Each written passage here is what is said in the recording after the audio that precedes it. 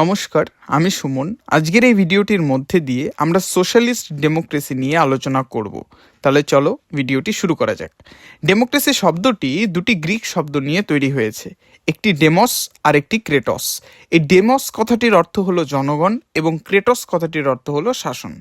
তাই এই ডেমোক্রেসি শব্দটির অর্থ হলো জনগণের শাসন। সাধারণত উদারনৈতিক গণতন্ত্রকে সমালোচনা করার মধ্যে দিয়েই সমাজতান্ত্রিক গণতন্ত্রের উৎপত্তি।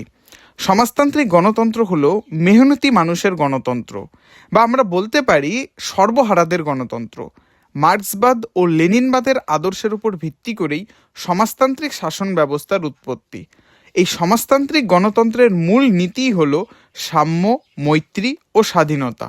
এই সমাজতান্ত্রিক গণতন্ত্রে সাম্য বলতে সামাজিক, রাজনৈতিক ও অর্থনৈতিক সাম্যের কথা বলা হয়। তবে এখানে অর্থনৈতিক সাম্যের ওপর সবচেয়ে বেশি গুরুত্ব দেওয়া হয়, কারণ মার্ক্সীয় দর্শনে মনে করা হয় হাতে গোনা কয়েকজনের হাতে যদি সম্পত্তি চলে যায়, তারাই যদি সম্পত্তিশালী ব্যক্তি হন, তাহলে সম্পূর্ণ রাষ্ট্র ব্যবস্থা এই সম্পত্তিবানদের স্বার্থেই পরিচালিত হবে। তাই অর্থনৈতিক সাম্য প্রতিষ্ঠিত না হলে সামাজিক ও রাজনৈতিক সাম্য কখনোই প্রতিষ্ঠিত করা সম্ভব নয়। এই অর্থনৈতিক সাম্যের উপর ভিত্তি করেই শোষণহীন ও শ্রেণীহীন সমাজ তৈরি করার পরই প্রকৃত গণতন্ত্র প্রতিষ্ঠিত হতে পারে।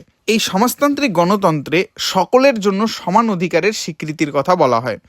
সমাজতান্ত্রিক গণতন্ত্রে নাগরিকদের জন্য গুরুত্বপূর্ণ কিছু সামাজিক, রাজনৈতিক ও অর্থনৈতিক অধিকার সংরক্ষণের ব্যবস্থা করা হয়ে থাকে। যেমন নাগরিকদের কর্মের অধিকার, উপযুক্ত পারিশ্রমিকের অধিকার, অক্ষম অবস্থায় ভরণ পোষণের অধিকার, শিক্ষার অধিকার, ধর্মাচরণের অধিকার এবং নির্বাচন করার ও নির্বাচিত হওয়ার অধিকার, এই সব অধিকার তারা ভোগ করতে পারে। এছাড়া সমাজতান্ত্রিক গণতন্ত্রে জাতি, ধর্ম, বর্ণ, স্ত্রী পুরুষ নির্বিশেষে সকল নাগরিকের সমান সামাজিক, রাজনৈতিক ও অর্থনৈতিক অধিকার স্বীকার করা হয়। উদাহরণ হিসেবে আমরা চীনের শাসন ব্যবস্থার কথা বলতে পারি। এই সমাজতান্ত্রিক গণতন্ত্রে বলা হয় যে প্রত্যেকে নিজের সামর্থ্য অনুসারে কাজ করবে এবং কাজ অনুসারে সে ভোগ করবে। যে কাজ করবে না সে খেতেও পাবে না। এই ধরনের সমাজে অপরের শ্রমের ওপর নির্ভর করে কেউ থাকে না, সবাই সবার কাজ নিজেরাই করে। সমাজতান্ত্রিক গণতন্ত্রে প্রত্যেক ব্যক্তিকে সমাজের অপরিহার্য অঙ্গ বলে বিবেচনা করা হয়ে থাকে। এই সমাজতান্ত্রিক গণতন্ত্রে নির্দিষ্ট সময় অন্তর অন্তর সার্বিক প্রাপ্তবয়স্কের ভোটাধিকারের ভিত্তিতে নির্বাচন অনুষ্ঠিত হয়ে থাকে। সমাজতান্ত্রিক গণতন্ত্রে রাষ্ট্রের কাজ হলো সংখ্যাগরিষ্ঠ যারা শ্রমজীবী মানুষ রয়েছে তাদের স্বার্থটাকে রক্ষা করা। যারা মেহনতি মানুষ তাদের স্বার্থ রাষ্ট্র রক্ষা করে চলবে। এখানে যেহেতু কমিউনিস্ট পার্টির নেতৃত্বে রাষ্ট্র পরিচালিত হয়ে থাকে, তাই সরকারি কর্মচারীরা জনবিরোধী কোনো কাজ করতেই পারে না, কারণ যেহেতু পার্টি সব কিছু রেগুলেট করে, তাই এখানকার আমলারা কিন্তু অতটা শক্তিশালী হয় না। উদার গণতন্ত্রে বিচার বিভাগের নিরপেক্ষতা ও স্বাধীনতার কথা বলা হয়ে থাকে, কিন্তু সমাজতান্ত্রিক দেশের বিচার ব্যবস্থার মূল উদ্দেশ্য হলো সমাজতন্ত্রের স্বার্থকে সুনিশ্চিত করা এবং সমাজতন্ত্রকে সুদৃঢ় করা। এখানকার বিচার ব্যবস্থাটা কিন্তু অতটা স্বাধীনভাবে রেগুলেট হতে পারে না। উদারনৈতিক গণতন্ত্রে যেমন বিচার বিভাগের ক্ষেত্রে হস্তক্ষেপ করতে পারে না আইন বিভাগ এবং শাসন বিভাগ, কিন্তু সমাজতান্ত্রিক গণতন্ত্রের বিচার বিভাগ কিন্তু সমাজতান্ত্রিক যে আদর্শগুলো, সমাজতন্ত্রের যে স্বার্থ, সেটিকে প্রাধান্য দিয়ে বিচার ব্যবস্থা পরিচালনা করে।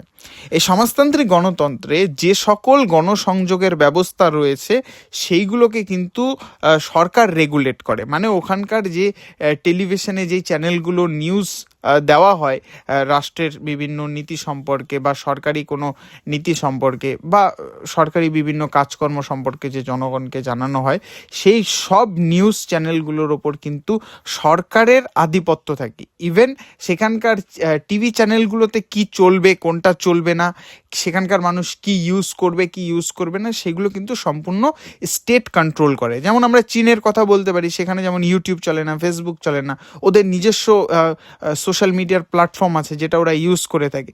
তো সরকার সেখানকার পুরো সোশ্যাল মিডিয়া সিস্টেমটাকে সবগুলোকে নিজের কন্ট্রোলে রাখে, যাতে সরকার বিরোধী কোনো মতামত সেখানে প্রচার না করতে পারে সেখানকার মানুষ। তো সেটাই যে সমাজতান্ত্রিক সমাজতন্ত্রের যে আদর্শগুলো, সমাজতন্ত্রের স্বার্থটাকেই গুরুত্ব দিয়ে সেখানে সব কিছু জনগণের কাছে ডেলিভার করা হয়। এই সমাজতান্ত্রিক গণতন্ত্রে ধর্মীয় গোঁড়ামি, কুসংস্কার, অন্ধবিশ্বাস এই সব কিছু মানুষের মধ্যে থাকে না। কারণ সমাজতান্ত্রিক গণতন্ত্রকে কিন্তু ধর্ম নিয়ে যে সকল পলিটিক্স করা হয় বিভিন্ন গণতান্ত্রিক ব্যবস্থায়, সেগুলো সমাজতান্ত্রিক গণতন্ত্রে ধর্ম নিয়ে পলিটিক্স হয় না।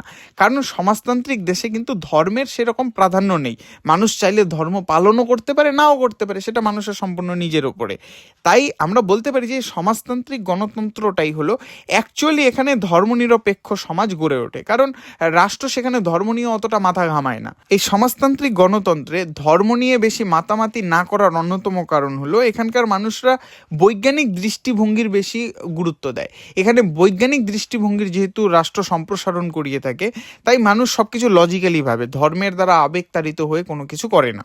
সমাজতান্ত্রিক গণতন্ত্রে যে সকল চাপ সৃষ্টিকারী গোষ্ঠীগুলো থাকে সেইগুলোর প্রভাব পরিধিও কিন্তু সীমাবদ্ধ। এই চাপ সৃষ্টিকারী গোষ্ঠী কিন্তু চাইলেই সরকারের বিরুদ্ধে সব কিছু বলতে পারে না। সেখানে এই চাপ সৃষ্টিকারী গোষ্ঠীগুলোকেও কিন্তু সরকার নিজস্ব কন্ট্রোলের মধ্যে রাখে। এই সমাজতান্ত্রিক গণতন্ত্রকে অনেকে রিয়েল ডেমোক্রেসি ও রেভলিউশনারি ডেমোক্রেসিও বলে থাকে। তার কারণ হলো এখানে পুঁজিবাদকে ধ্বংস করা হয় এবং এই ব্যবস্থায় শ্রমিকরা শোষণ বঞ্চনা থেকে মুক্ত থাকে। এখানে রাজনৈতিক গণতন্ত্রের সঙ্গে সঙ্গে অর্থনৈতিক গণতন্ত্র প্রতিষ্ঠিত হয়।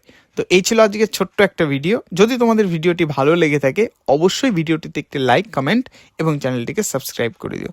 Thanks for watching and listening.